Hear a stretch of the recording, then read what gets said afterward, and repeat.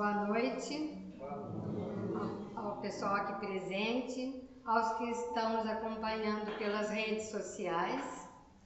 Nós agradecemos a presença de todos.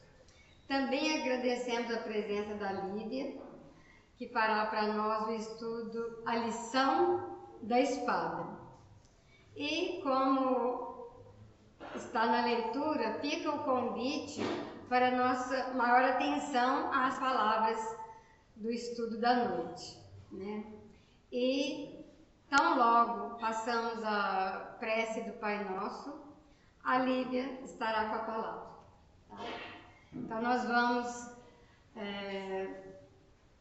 pensar em Deus, em Jesus, para refletirmos nas lições, nos aprendizados da noite. Pai nosso que estais nos céus, santificado seja o vosso santo nome. Venha a nós o vosso reino, seja feita a vossa vontade, assim na terra como no céu. O pão nosso de cada dia nos dai hoje, Senhor. Perdoa as nossas dívidas, assim como nós perdoamos a quem nos tem ofendido. Não nos deixes cair em tentação e livra-nos de todos os males que ainda carregamos dentro de nós. Abençoa, Senhor, a nossa reunião de hoje. Que assim seja. Fique à vontade.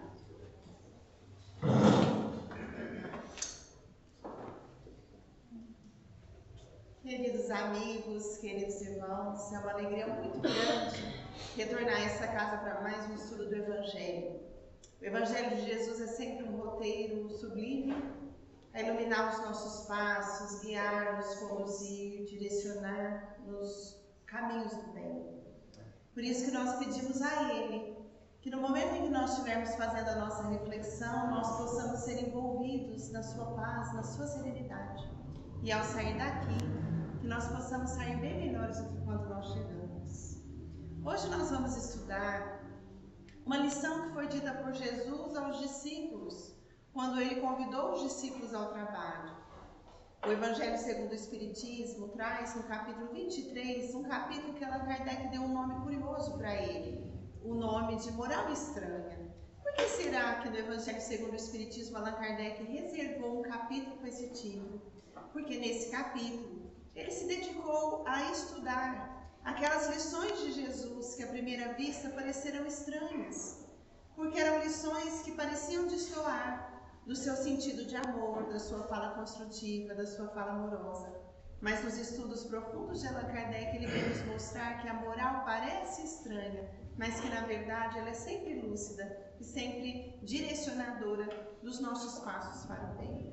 E nesse capítulo Moral Estranha tem o item que Allan Kardec vai estudar, que é uma fala de Jesus que diz assim: eu não vim trazer a paz, mas a espada. E nós vamos tentar entender o que é que Jesus quis dizer com isso. E por que será que ele disse isso aos discípulos?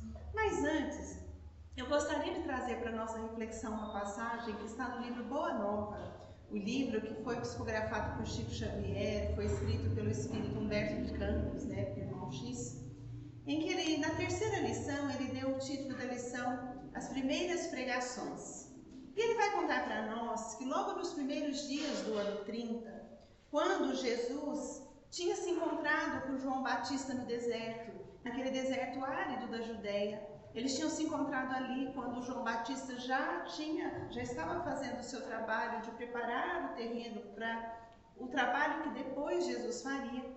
Quando Jesus se encontra com João Batista, depois ele se despede e ele vai em direção a Jerusalém. E quando ele chega em Jerusalém, ao entardecer, há um momento em que ele se senta nas cercanias do templo. E a sua beleza especial, o seu talhe de um peregrino que vinha de longe, despertava a atenção das pessoas que passavam por ali. Porque aquele jovem com uma beleza, como diz Humberto de Campos, original, despertava, chamava a atenção dos passeantes que iam adentrando aquele templo tão suntuoso. E como ele estivesse ali com muita simplicidade, Alguns sacerdotes ilustres, quando o viram, começaram a tentar entender o que faria um jovem como ele sentado ali, nas cercanias do templo. Alguns ironizaram, riram, porque achavam que ele era muito simples, e depois seguiram.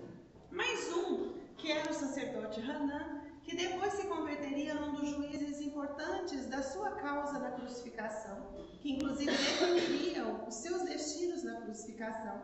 Hanã se aproximou dele e perguntou assim: Galileu, porque ele se mostrava como um galileu. Ele trazia os cabelos, a moda dos nazarenos, a vestimenta própria daquela coletividade tão simples dos arredores de Cafarnaum.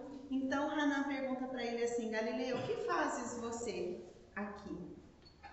Mas a resposta daquele jovem vai despertar o interesse do sacerdote, porque então Jesus responde assim para ele: eu passo por aqui para fundar o reino de Deus. Quando o sacerdote ouviu isso, o sacerdote começou a rir e falou: mas o que vem a ser isso? O que vem a ser o reino de Deus? Um reino fundado por você, ele diz, o reino de Deus é o amor no coração das criaturas. O amor e a paz no coração das criaturas. E o sacerdote, então curioso, começou a conversar com ele: mas com quem você conta para formar esse reino? Aí ele diz: os colaboradores virão de todas as partes. E o sacerdote começa a rir e falar: é evidente, os ignorantes estão em todos os lados. E tudo que ele ia respondendo, o sacerdote de forma irônica respondia para ele também: mas como? O sacerdote viu que ele tinha uma persistência, uma segurança nas respostas. O sacerdote então pergunta assim: mas você crê realmente que você vai fundar o reino divino? Você já viu uma estatuária nascer do lodo da terra? Aí Jesus responde para o sacerdote: não há mármore mais belo do que o sentimento humano, e não há cinzel mais precioso do que o da boa vontade. Nessa hora então o sacerdote começou a entender que ele estava dialogando com alguém cuja profundidade de raciocínio era diferente de tudo. Então ele diz assim: mas você conhece pelo menos Roma ou Atenas? Ele diz: não, eu conheço o amor e a verdade. E assim eles vão conversando. E o sacerdote pergunta para ele, quando ele diz que ele não conhecia Roma ou Atenas, que eram os lugares preciosos da época, mas ele conhecia o amor e a verdade, que fundamentavam o trabalho que ele ia vir fazer aqui na terra. Então o sacerdote dialoga e diz assim para ele: mas você conhece pelo menos a cultura que rege o templo, as leis que regem o povo? E Jesus responde: eu conheço a vontade de meu Pai. Nessa hora então, o sacerdote se desinteressou pelo assunto, seguiu ironizando aquele jovem que estava sentado nas cercanias do templo. E Jesus, com a mesma serenidade de sempre, se distanciou dali e depois pegou os rumos que iam levar até Cafarnaum. E numa manhã muito bonita ele chegou na cidade de Cafarnaum e foi nas proximidades do lago. E quando ele chegou na cidade de Cafarnaum, ali nas proximidades do lago, ele estava como quem estivesse procurando corações muito queridos que ele conhecesse há muito tempo e de quem ele tinha se distanciado um pouco. A sua atitude era de alguém que procurava seres queridos que ele queria ali reencontrar. Quando ele se aproxima de dois irmãos que eram pescadores, que estavam lançando as redes ao mar, de forma jovial, de forma costumeira, naquela manhã tão amena, e ele chama pelo nome, Simão e André: queres vir comigo fundar o reino de Deus? E naquela hora então, Simão fica tentando entender aquela fala. Ele olha para aquele homem e procura, mas quem era? Parecia tão familiar, onde ele tinha sentido aquele amor, aquele carinho, aquela presença. Mas André diz assim: Senhor, mas o lago é tão pequeno, como a dizer, vai ser difícil fundar um reino aqui perto. Mas então Pedro vem dizer: olha, o lago é pequeno, mas tem muita gente aqui nas cercanias que poderão nos ajudar, porque no entendimento deles, o reino que Jesus ia fundar era um reino humano, materializado, um reino fundamentado com o poder temporal da terra. Eles ainda não tinham entendido a profundidade da lição do Mestre.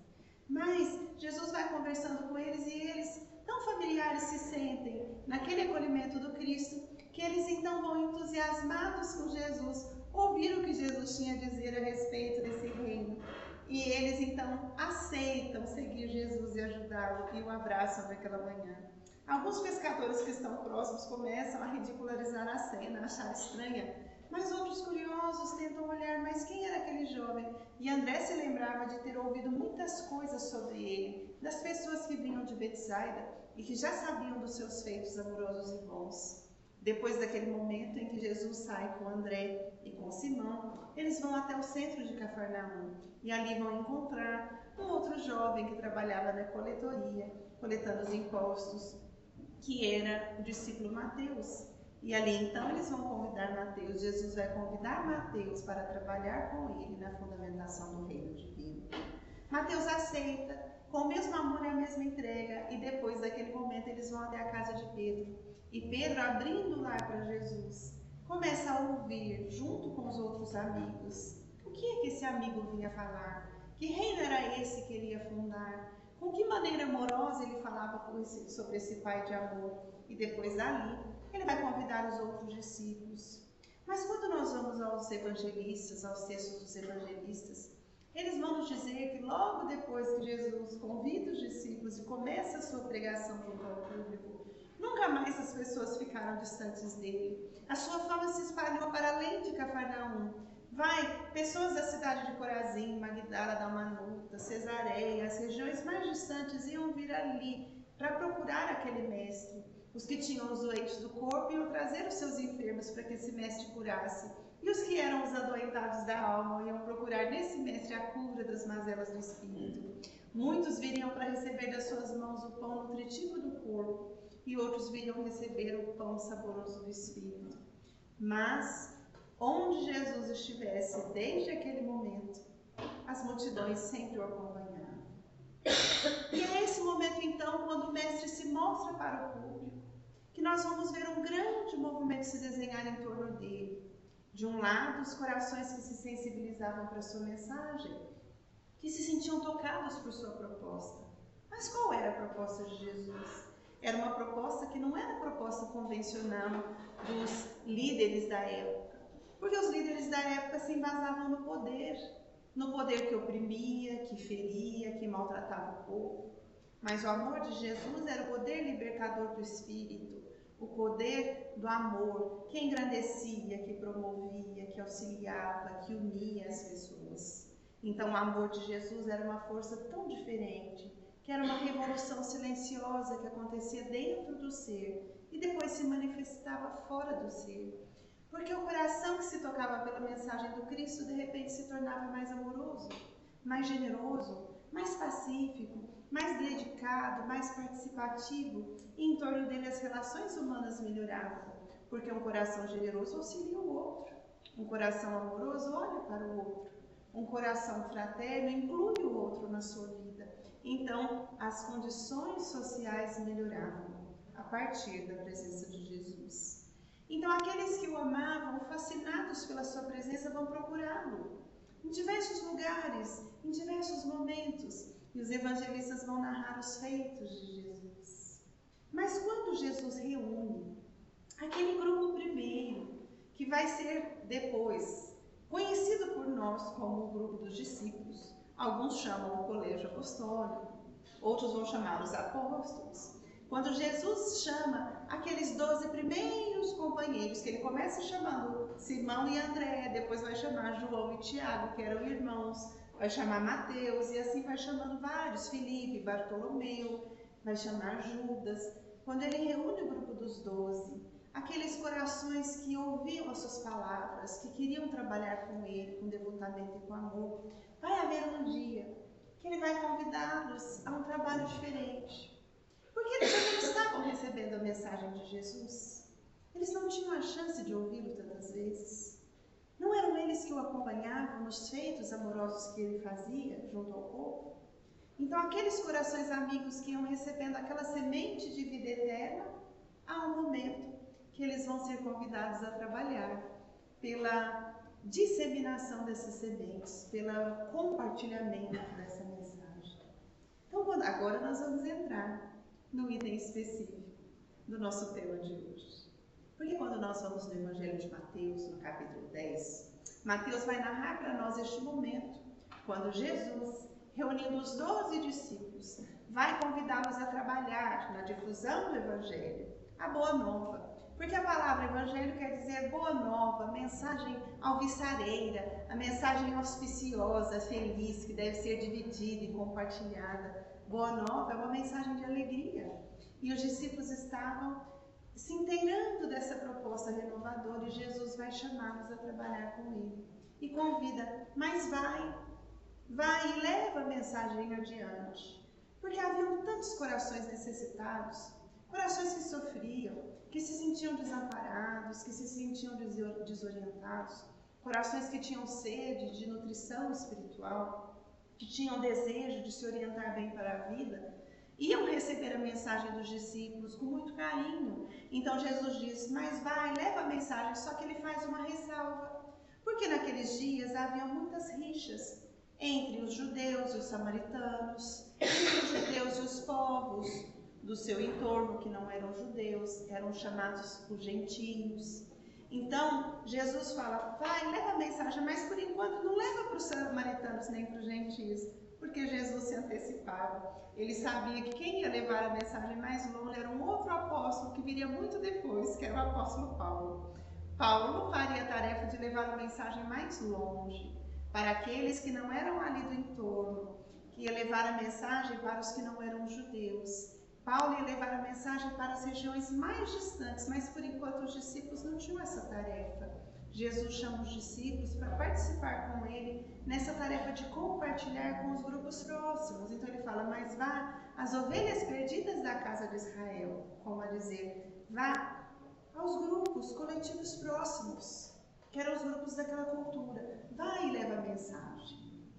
À primeira vista, quando a gente pensa assim, mas encontrar Jesus é uma bênção, encontrar Jesus é uma alegria, falar nele é uma felicidade, todo mundo pensa, não tem nenhuma dificuldade, todo mundo vai aceitar. Quando a gente trouxer esse presente para alguém, todos aceitarão. A princípio, os discípulos devem ter pensado isso.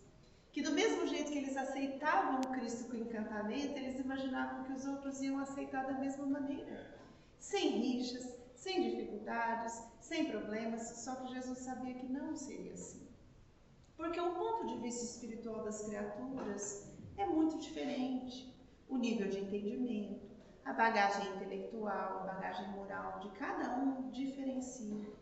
Então, enquanto um desperta num sentido, o outro despertou em outro. O que me faz feliz, talvez não faça feliz o meu irmão.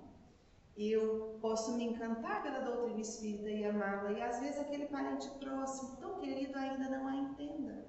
Então Jesus sabia que a tarefa de difundir a mensagem era uma tarefa abençoada, mas ia exigir dos discípulos determinação, fé, paciência,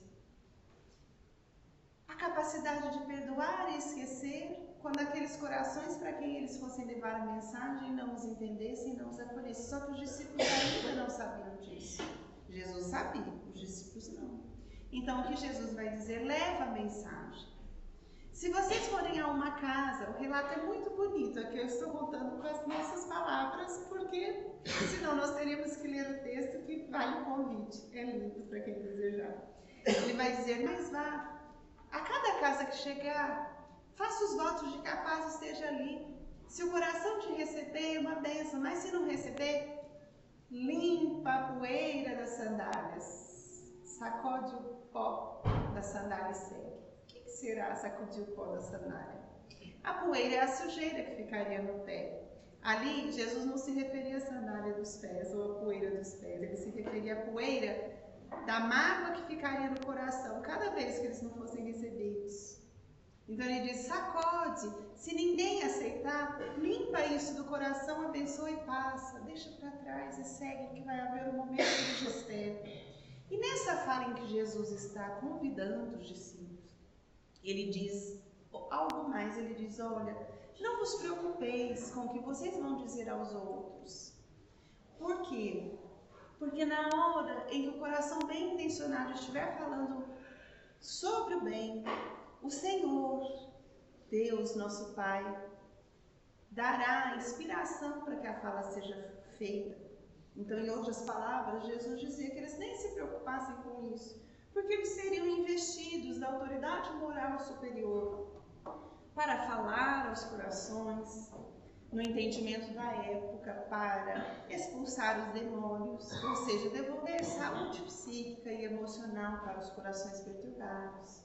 Então Jesus vai conversando com eles, mas há um momento da fala do Cristo que é tão precioso. Ele vai dizer assim, que nem todos entenderiam, que nem todos aceitariam, mas que eles tivessem coragem e fé, apesar de que muitos iam brigar com eles, levá-los às autoridades, criar preocupações e problemas, levar ao sinédrio, que era o tribunal da época, que eles seriam perseguidos por amor daquele mestre, mas que eles carregassem a cruz e fossem fortes, porque eles venceriam as dificuldades, mas que eles tivessem certeza de que o momento da definição espiritual não seria pacífico e nem seria igual para todos. Por que não seria pacífico? Porque nem todos despertariam no mesmo tempo. E haveriam casos em que dentro do próprio lar haveria dificuldade de entendimento. Haveriam lares em que alguns corações se tornariam cristãos autênticos e outros não. E aqueles que não pudessem entender a mensagem iriam combater os seus amores, iriam ter dificuldade de entender, ficariam distantes ou não apoiariam. Então filhos às vezes não entenderiam os pais, pais teriam dificuldade de entender as definições dos filhos, irmãos às vezes andariam com terrenos diferentes no campo do sentimento. E é a hora em que Jesus diz, não penseis que eu vim trazer a paz, mas a espada. Nessa hora, então, Allan Kardec vai nos ajudar a entender a mensagem. Porque quando a gente pensa nesse mestre de amor, que falava do amor ao próximo, da dedicação, da caridade, desse benefício compartilhado, será que esse mestre ia falar do clima de luta, de espada, de guerra, de separação? Então Allan Kardec diz assim, à primeira vista parece tão estranha a fala do Cristo, que a gente se pergunta, mas será que veio dele mesmo? Será que veio desse mestre amoroso? Se ele veio falar do amor, como que ele disse que ele não veio trazer a paz, mas veio trazer a espada? E Allan Kardec diz, a mensagem, ela parece estranha, só que ela é profunda. Quando Jesus falou sobre isso, ele estava prenunciando, ele já estava anunciando que até que todos os corações pudessem se tocar pela mensagem, o clima pareceria um clima de luta intensa, em que um aceita e o outro não, em que um concorda e o outro não quer, em que um quer apoio e o outro não dá. E às vezes a falta de apoio vem do seio familiar. Então vamos entender isso naqueles dias do passado. Se nós pegarmos a figura do apóstolo Paulo, o que é que nós vemos? Um jovem que a princípio não era cristão, porque ele não conhecia Jesus. Ele conhecia Moisés e amava Moisés. Ele conhecia a tradição judaica porque ele tinha nascido nela. Ele amava a Deus e seguia aquela retidão de caminho em que ele tinha sido criado. Mas de repente, ele ouve que grupos que tinham vindo lá da Galiléia estavam nas proximidades de Jerusalém, falando de um amor diferente, ajudando as pessoas em nome de um Cristo que tinha morrido numa cruz. Então, quando ele vai conhecer esse grupo, era o grupo dos discípulos, que estavam ali nas cercanias de Jerusalém, quando Jesus tinha sido crucificado. Quando ele chega e vê aqueles corações tão dedicados ao bem, ele se comove pelo bem. Até o momento que ele toma ciência de que aqueles corações agiam em nome de um Cristo que eles colocavam como sendo o embaixador divino. Naquela hora ele não aceita isso. Ele se comoveu pelo bem, mas ele não aceitou a ação dos outros. Porque no olhar dele, se Deus era o Altíssimo, se Deus era o ser com o maior poder do universo, se ele tinha que escolher alguém para ser o seu representante, será que esse alguém ia morrer na cruz entre ladrões? Será que esse alguém ia nascer na simplicidade de uma manjedoura e conviver com as pessoas simples da Galileia? No entendimento dele, ele achava que era um absurdo isso, então ele começa a combater os cristãos. Não, os cristãos estavam errados. Se Deus fosse escolher um outro embaixador, não seria um homem que morreu na cruz. Então ele começa a combater os cristãos. perseguir. Estevão vai ser apedrejado. Pedro vai ser preso e depois liberado. João tem que ser expatriado. João vai viver longe dali, não tem nem direito de viver mais ali, por conta da perseguição. Mas veja, nós estamos falando de Paulo de Tarso, cerca de 2 anos depois da crucificação do Cristo. E olha a atualidade do diálogo do Cristo com os discípulos. Quando ele convida, vamos trabalhar no bem, mas não pense que tudo vai ser fácil. Porque ele sabia que nem todos entenderiam. Quando o apóstolo Paulo encontra Jesus na estrada de Damasco, ele cai em si e reconhece que ele tinha errado na apreciação dele. Que os discípulos estavam certos, que os discípulos conheciam realmente aquele mestre, então ele se torna cristão. Mas será que ao se tornar cristão, os amigos o aceitaram de imediato? O pai que o amava, ele era promessa no templo de Israel. O pai amava tanto aquele filho. Será que o pai aceitou a definição do filho na hora em que ele decidiu seguir Jesus? Quando nós vamos ver o livro Paulo e Estevão, escrito por Emmanuel, através de Chico Xavier, o que Emmanuel mostra? Que enquanto o apóstolo Paulo não se decidiu seguir por Jesus, ele tinha certos amigos. Mas quando ele fez a definição de seguir pelo Cristo, os melhores amigos viraram as costas para ele. Ele foi se sentindo abandonado no começo. Porque aqueles em que ele achava que ia ter apoio, não entenderam, não aceitaram, acharam que ele estava louco. E o que ele fez? Ele foi procurar a última esperança dele, que era o pai. E quando ele chega na casa do pai, o pai recebe ele tão feliz e fala, meu filho, mas diz para mim que foi tudo mentira, que você não viu esse Cristo na estrada de Damasco. Naquela hora ele tem uma compaixão do pai, porque ele amava tanto o pai. Mas ele tinha visto Jesus, ele disse, meu pai, eu vi mesmo Jesus. E o pai, as relações estão rompidas. Ele sai da casa paterna, amando o pai amando ele, mas o pai não aceita a nova definição dele. Só que Deus é tão bom, que sabia que levaria um tempo para aquele pai conhecer aquele Cristo que o filho já conhecia. Mas para o filho não se sentir desamparado, Deus trouxe outros amigos. Pessoas que já entendiam a definição dele, que já sabiam daquele Cristo que ele amava. Então ele começa conhecendo, reencontrando o seu mestre, Gamaliel, que já tinha se tornado cristão. Ele conhece o cristão Ananias e passa a conhecer outros cristãos através de Ananias. Ele vai conhecer o casal Áquila e Prisca. Mais tarde conhece Barnabé, depois se aproxima dos discípulos de Jesus.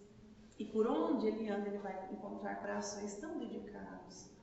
Mas se de um lado ele encontra corações que o amavam, de outro ele encontra aquele clima que Jesus tinha falado, o clima da incompreensão e do desentendimento. Então Allan Kardec nos traz para esse entendimento da fala do Cristo. Aquela fala que pareceu tão estranha, na verdade, era Jesus reconhecendo que até que cada um conheça e faça a sua transformação, é muito natural que as pessoas respirem em climas intelectuais diferentes. E quando há grandeza de sentimento, há aceitação do outro.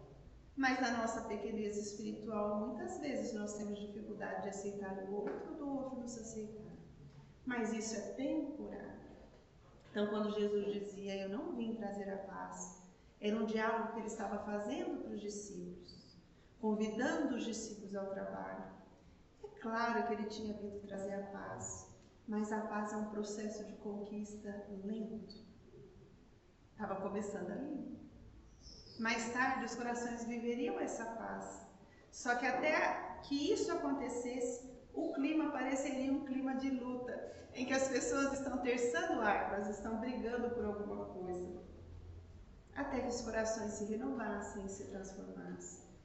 Se nós formos trazer para o nosso presente, há momentos em que isso ainda é tão atual, não nos níveis do passado, da perseguição do passado, mas às vezes, em quantos lares, um coração pensa de um jeito, Um familiar pensa tão diferente, parece que eles estão psiquicamente distantes. Só parece, é temporário.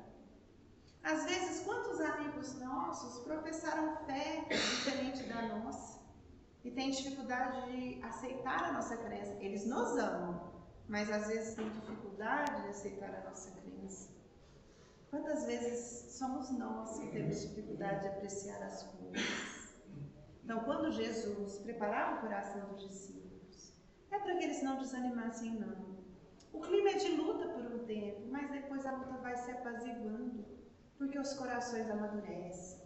E quando nós amadurecemos, cessam as motivações para as batalhas, se desfazem aquele distanciamento que existia, são construídas pontes que nos reconectam um com o outro, e nós começamos a sentir em nós a grandeza do amor de Jesus.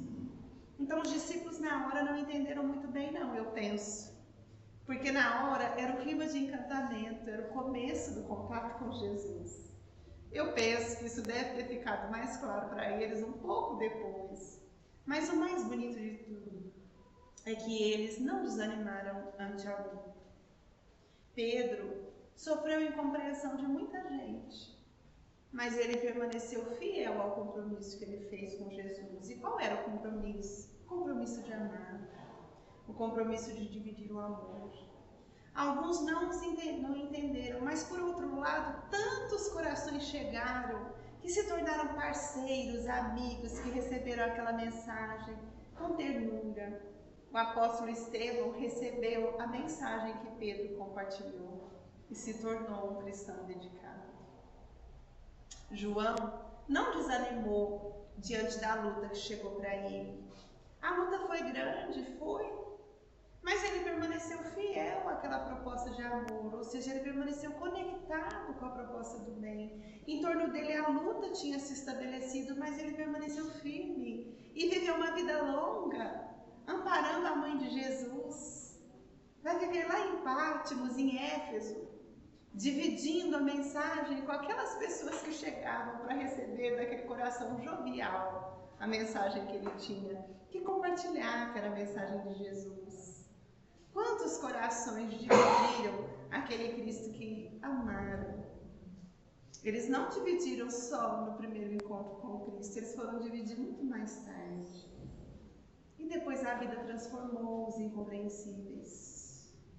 Então, quando Jesus nos fala, não penseis que vem trazer a paz, mas a divisão, ele não está fomentando a guerra, ele não está alimentando a separação nem a discórdia. Nós precisamos entender de um outro jeito.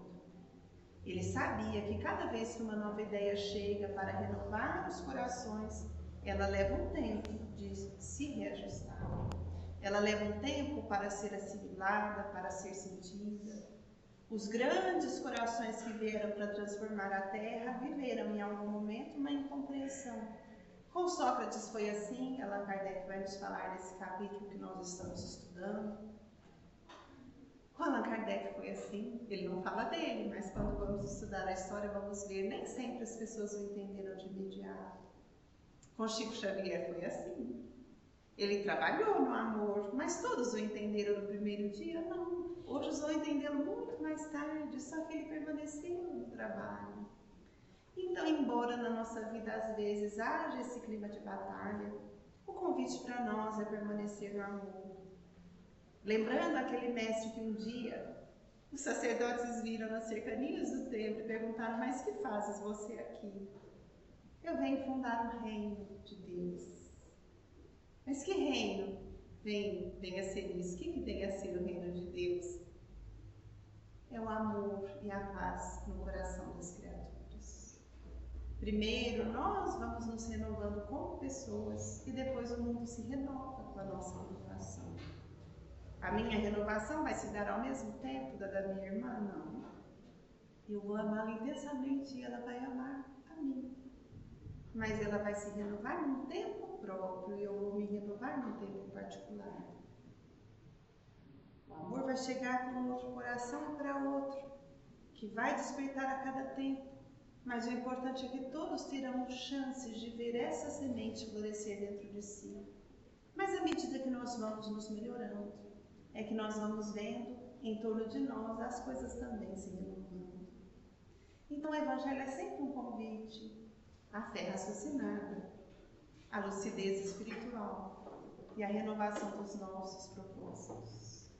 Então nesta noite, meus amigos, nós lembramos a figura de Jesus para entender o sentido da sua fala. Ele veio trazer a promessa e a proposta do amor, mas sabendo que alguns iam aceitar na hora e outros só mais tarde. Os que aceitassem no momento iriam aderir à sua causa. Os que não aceitassem naquela hora, às vezes permaneceriam distraídos ou se tornariam opositores daqueles corações. Mas o importante era não desfalecer no caminho, era importante seguir em frente. E eu gostaria de partir para o segundo momento da nossa reflexão, que logo se encerra, lembrando uma narrativa de Ibn Sina, em que ele vai dizer assim, que no instante em que Jesus está convidando os discípulos a pregar, a levar a mensagem longe, os discípulos perguntam para ele, mas Senhor, como é que nós vamos fazer? Porque os romanos, eles têm as crenças deles, e quando eles precisam saber como proceder, eles têm os textos, os livros, os relatos da própria crença dele. Os judeus se apoiam na Torá, aqueles outros povos ali do entorno, cada um tem a sua fé, mas nós, onde é que nós vamos buscar a luz do conhecimento quando nós formos levar a mensagem? Porque nós devemos lembrar que Jesus não escreveu nada, ele viveu a mensagem, ele falou. A mensagem ficou no coração de quem o viu, e quem escreveu sobre ele foram aqueles que o amaram. Ele não escreveu, ele viveu a mensagem. Então, no momento em que Jesus está conversando com os discípulos, ele não tinha um texto escrito, os discípulos não tinham o Evangelho como hoje nós temos. Então, era uma curiosidade natural, eles dizem, mas mestre, o judeu, quando quer saber alguma coisa, ele vai ler aquela obra que ele considera santificada e bela, que é a Torá. Os romanos vão se dedicar sobre os seus textos, os outros, mas e nós? Onde é que nós vamos buscar essa inspiração para a nossa vida? Em que texto nós vamos ler a mensagem? E Jesus diz assim para eles, olha, a escritura do Evangelho tem um suporte diferente.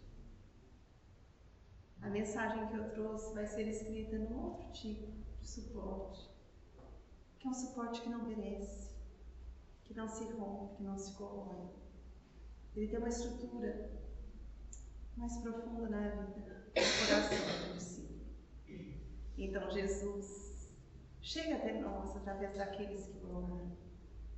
Mas quando ele chega até nós, ele passa a viver registrado na nossa alma. De tal maneira que o nosso amor por ele se torna tão intenso que nós temos sede de vida nova. Nós acertamos sempre? Não. Nós erramos muitas vezes. Nós sabemos fazer tudo o que gostaríamos? Não, mas nós queremos acertar. Nós temos condições de fazer pelo mundo tudo o que queríamos? Não, mas nós somos convidados a fazer o que é possível fazer. Mas o importante é que quando ele fica registrado em nós, não há questões da vida que possam apagar. Então eu gostaria de encerrar lembrando o encontro de Estevão com o apóstolo Paulo na Casa do Caminho. Quando o apóstolo Paulo foi ver quem eram os galileus que agiam em nome de um missionário que ele não conhecia. Quando ele chega lá e vê os sofredores sendo amparados por pessoas tão simples, ele fica comovido, e quando Estevão vai falar sobre Jesus, e ele se sente contrariado porque ele achava que Jesus não era o embaixador divino. Há um momento que ele começa a discutir com Estevão, tentando convencer Estevão de que Estevão estava errado. E quando ele vê que ele não consegue retirar Jesus do coração de Estevão, ele diz assim, mas eu vou levar você ao tribunal. Eu vou levar você para o Sinédrio, que era o tribunal da raça, tribunal da cultura judaica, que eu utilizei o termo raça, lembrando o texto antigo em que Emmanuel está falando isso. Então ele diz assim, mas eu posso levar você ao Sinédrio, que era o tribunal. Como se o Sinédrio pudesse impedi-lo de amar Jesus. Mas o mais lindo é que Estevão responde assim, amigo, o Sinédrio tem 1000 meios de me fazer chorar, mas eu não lhe reconheço poderes. para me fazer renunciar ao amor de Jesus Cristo. Até que nós nos renovemos, nós vamos viver, de um lado, apoiados por aqueles que já se tocaram pela mensagem, e de um lado, sendo seguidos por aqueles que não a entendem, não se sensibilizam por ela, ou se contrapõem a ela. Mas isso não é o mais importante. Se nós amamos Jesus, não há força na vida que possa retirá-lo de nós.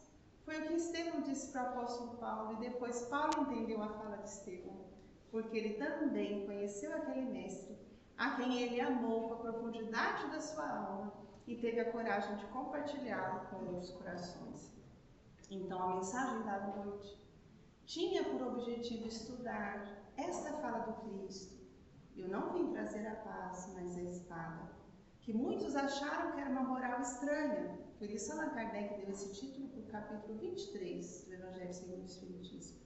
E muitos acharam, nossa, mas se Jesus falou do amor, por que ele falou desse clima de luta? É que, na verdade, ele não incentivou a luta, ele só mostrou que, como o processo vai acontecer para cada um no tempo, é natural que nem sempre, à primeira vista, haja apoio ou entendimento. Mas o importante é persistir no que seja bom, porque as imprecisões passam, a maturidade chega, e o que nós não conhecemos hoje, nós vamos conhecer amanhã. E conhecendo Jesus, nós entendemos porque vale a pena permanecer amando esse mestre. Porque quando ele chega, a nossa vida melhora e a do nosso próximo também.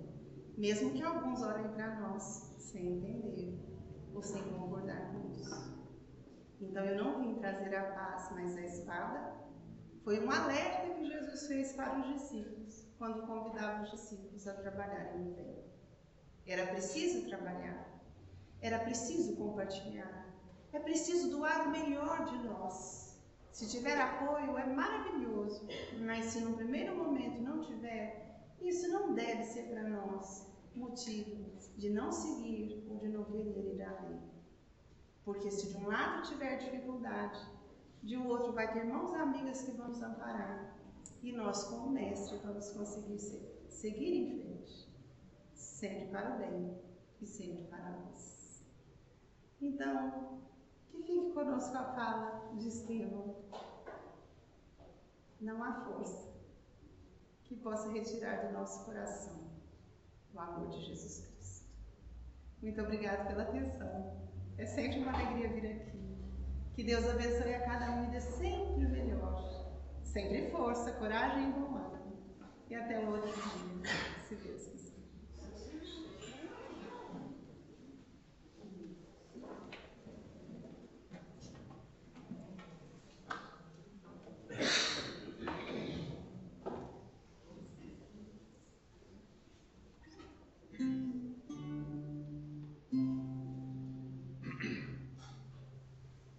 Boa noite a todos.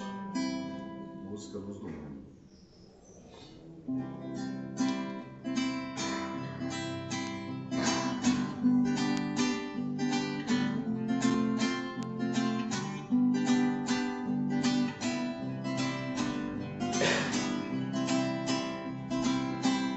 Quando Jesus nasceu, uma luz acendeu sobre as trevas do mundo. Essa luz tão brilhante, centelhas vibrantes, calor tão profundo.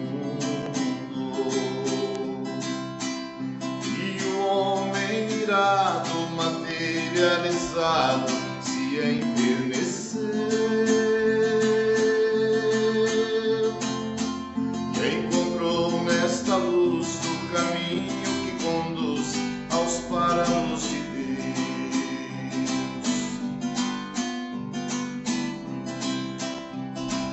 Sobre o madeiro divino cordeiro ainda falava aos seus próprios algozes que o condenavam, ele perdoava. Quando todos pensavam que ali se acabava, o mestre Senhor, se ergueu no horizonte, na eterna fonte, o mais puro amor. Hoje seu evangelho, da criança ao velho, vai de mão em mão, espargindo alegria e luz, esperança e consolação. É o Cristo bem vivo que Kardec revive para quem quiser. É Jesus encontrado nos livros sagrados de Chico Xavier.